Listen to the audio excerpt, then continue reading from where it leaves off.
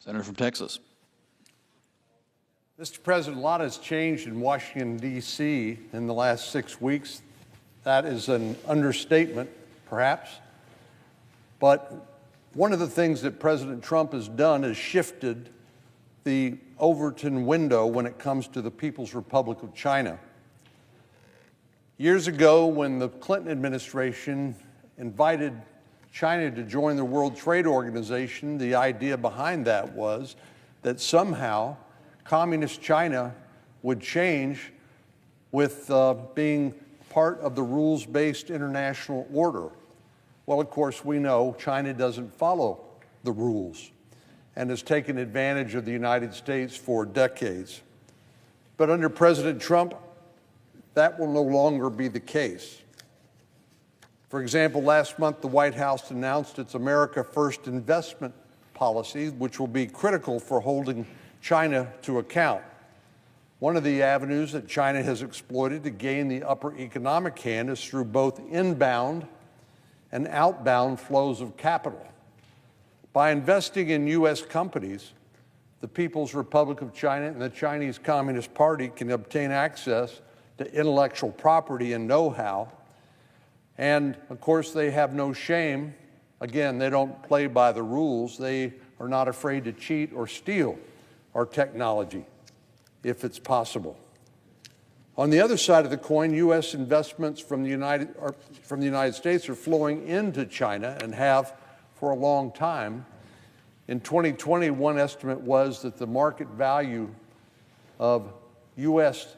investments in China were valued at more than $1 trillion. Now, the reason why that's important is that China has used that investment to build their economy and their military.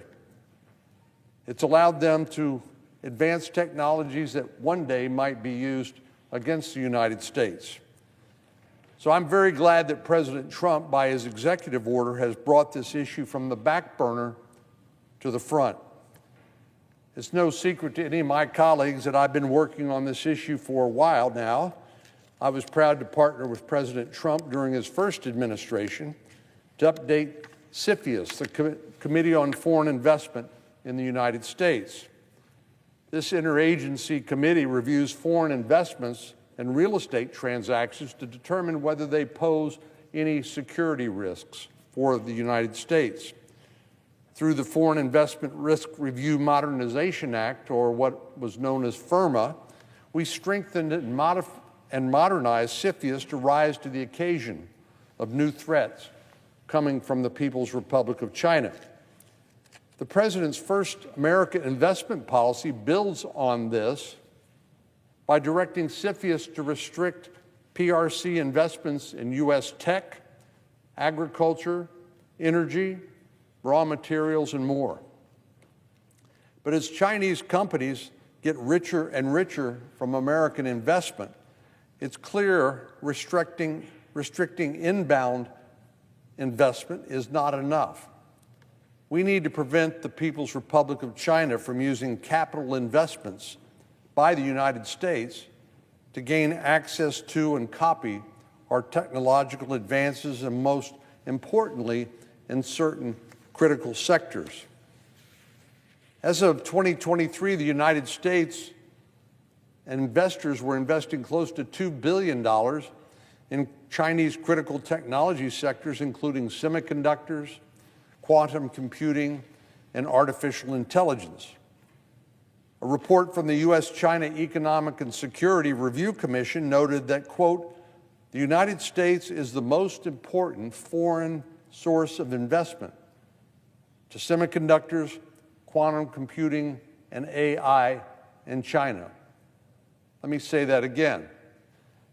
The United States is the most important foreign source of investment in China to semiconductors, quantum computing, and AI.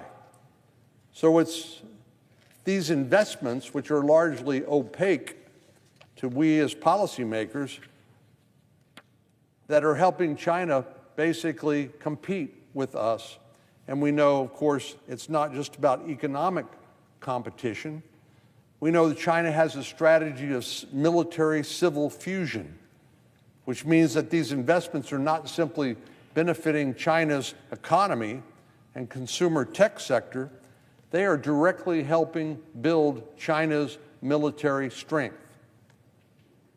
It's not too dramatic to say that as I stand here, US dollars are funding the development of technologies that could one day be used against Americans, potentially even to kill Americans or American troops. Inbound and outbound investments are simply two sides of the same coin. We can't be giving away all of our intellectual property and our incredible innovation for Chinese companies to copy at will. And we can't be giving them the capital to recreate our ideas or reverse engineer and then use them against us. How can we expect to outcompete our most significant competitor on the world stage if we're sending billions of dollars directly into their arsenal? President Trump has been a great partner with Congress on ending this exploitive relationship with China. Again, this is not dealing with another country on the basis of good faith and a knowledge that everybody is operating from the same set of rules and norms. China does not.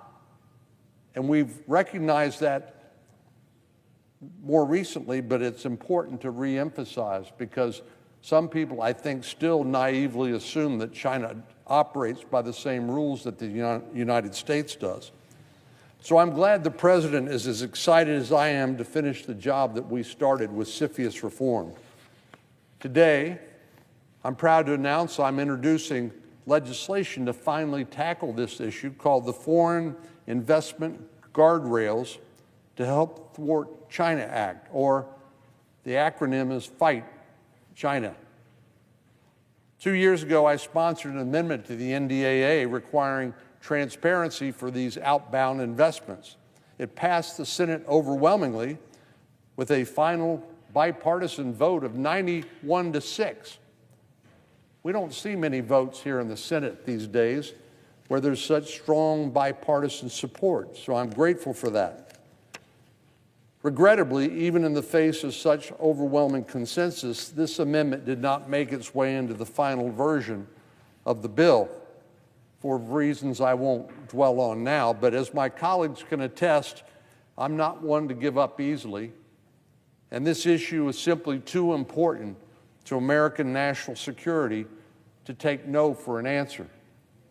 So I've continued to work with great partners in the House and the Senate and the Trump administration to continue to make progress on this and bring us to where we are today.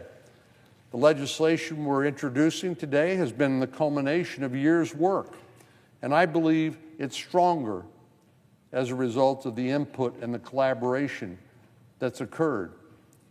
The Fight China Act will establish a program at the Department of Treasury to prohibit U.S. investments in certain sensitive technologies in the PRC.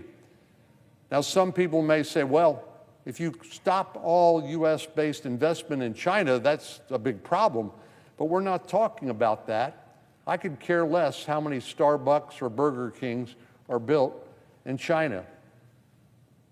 It only addresses certain of the most sensitive technologies. These include advanced semiconductors, artificial intelligence, quantum computing, and hypersonics. And of course, all of these have a military application. So this is not just an economic question, this is a national security issue. We know all of these critical industries directly support the Chinese military. And this is a military that's been instructed by President Xi to be ready to invade Taiwan or to absorb Taiwan one way or another, either by force or by coercion by 2027. It's simply foolish to continue to send money to fuel these technologies that could be used perhaps in the next few years against the United States and our allies. This legislation would require a notification regime to require more transparency around investments that are not prohibited. You know, as long as we are blind to how much money is being invested in China and in what technology and what sectors it's being invested in, we as policymakers can't do our job. And the administration can't do its job, which is primarily to keep our country safe and the American people safe. This legislation will authorize the President to impose sanctions against any PRC entity that engages in PRC military or intelligence sectors. I want to express my gratitude to our colleagues, people like Senators Cortez Masto, Warren, Banks, Slotkin, Ricketts, Bennett, Hagerty, Kim, McCormick, Schumer, Sullivan, and Fetterman, and others for their partnership on this legislation. I especially want to recognize the chairman of the Banking Committee that has principal jurisdiction over this subject matter, Senator Tim Scott, and thank him for working with me and co-sponsoring this legislation. Last but not least, President Trump has been a great partner to see this project to the finish line. Everything we are doing here is working hand in glove with the administration to ensure that the People's Republic of China is not allowed to meddle with the United States under the guise of simply doing business. But time is running short. We know China, as I said, has an interest in reincorporating Taiwan as early as 2027, not 2 years from now. Now is not the time to continue to allow them access to copy all of our work, and particularly the most sensitive areas, nor is it a time to allow them to continue to benefit from U.S. investment dollars now that they are no longer a developing country, but they are one of the most advanced economies in the world and certainly a rising military power. We know that China, Iran, and Russia have conducted joint naval drills in the Middle East called the Maritime Security Belt 2025. These exercises took place in the Gulf of Oman near the strategic Strait of Hormuz, the narrow mouth of the Persian Gulf, through which a fifth of all crude oil traded in the world passes. This is an ominous sign. And we know that they're strengthening their cooperation together in a way to undermine and challenge the West, including the United States. The last thing the United States should be doing is to join this cooperation by investing in the Chinese military. And that includes not just the government of the United States, but all Americans and American businesses and investors. So the President has been right to highlight this growing threat, and I look forward to continuing to work with President Trump and Secretary Bessent to ensure that U.S. dollars no longer are able to help build the Chinese military and line the pockets of the country that's working to undermine the international rules-based order and the United States first and foremost. Mr. President, I yield the floor.